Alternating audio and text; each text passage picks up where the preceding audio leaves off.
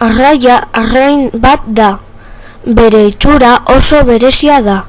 Dortsoventralki zapaldua da. Horregatik manta baten itxura du eta hemendik hartzen du bere izena. Bere itxura ikaragarria da, aho zabalik ura irensten uretatik kanpo salto egiten duenean. Burua zapaldua du eta begi handiak ditu. Manta arraia oso fina da eta handia da. Buztana luzea eta mehea du. Bular hegatzak oso gogorrak ditu eta 1 kilogramoko pisura ailegatzen da.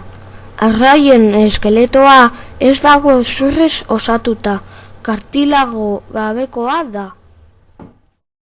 Manta arraia bakarrik jaten dute Platona, txirla, krustazeoa eta arrain txiki elikatzen dira. Manta arraia bere gorputzaren mugimenduari mugitzen dira. Ez dira bizi taldetan.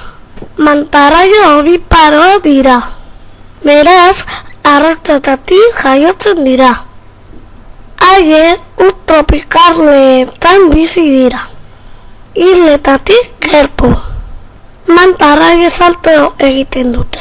Batzu deskarga elektrikoa eman dezakete. Animalia zorabiatzeko o hiltzeko.